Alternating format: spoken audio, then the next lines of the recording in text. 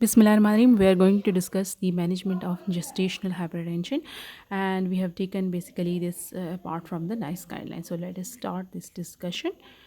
Okay, so first of all, the timing of the birth has been explained in this guideline. What should be the timing of the birth in case of gestational hypertension?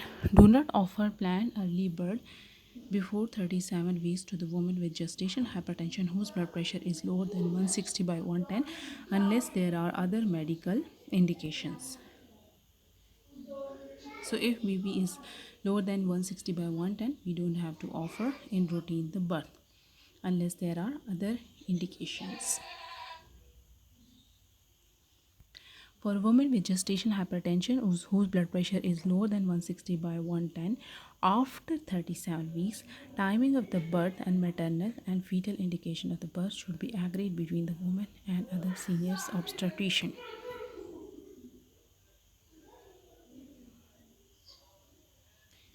If planned early birth is necessary, offer a course of antenatal corticosteroid and magnesium sulfate if indicated in line with the NICE guideline on the preterm labor and birth.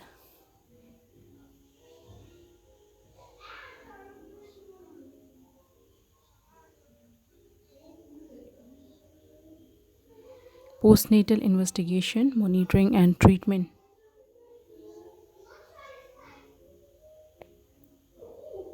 Okay, so let us discuss postnatal investigation, monitoring, and treatment.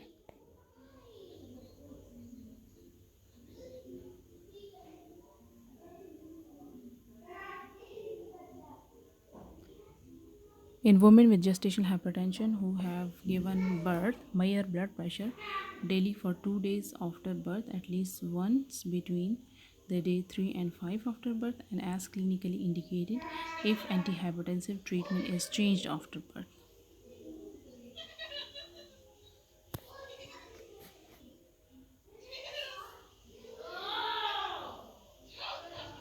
And in women with the gestational hypertension who have given birth, continue antihypertensive treatment if required for the choice of antihypertensive during the postnatal period. And advise the woman that the duration of the postnatal antihypertensive treatment will be similar to the duration of their antenatal treatment but may be longer, and reduce antihypertensive treatment if the blood pressure falls below 130 by 80 millimeter of the mercury.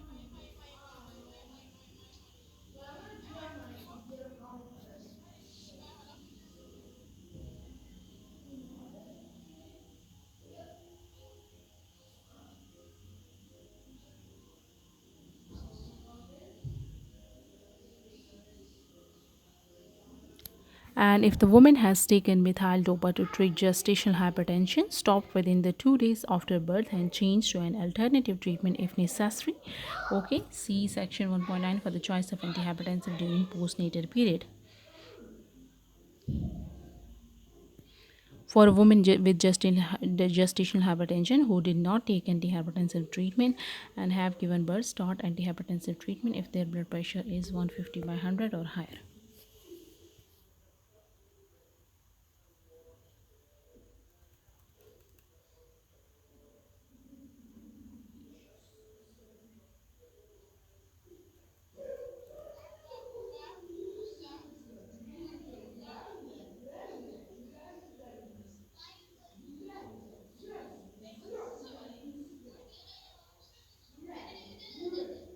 Okay, we have to write a care plan for the woman with gestational hypertension who has given birth and are being transferred to the community care. That includes all of the following: who will provide the follow-up care, including the medical review if needed, and frequency of the blood pressure monitoring, and threshold for reducing or stopping treatment, and indication for referral to the primary care for the blood pressure review.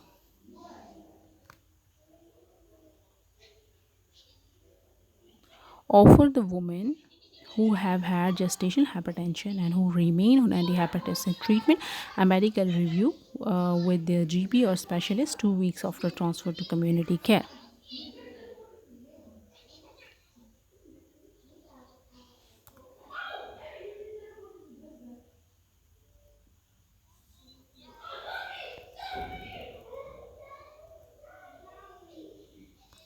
Now, offer all women who had gestational hypertension a medical review with their GP or specialist 6 to 8 weeks after birth.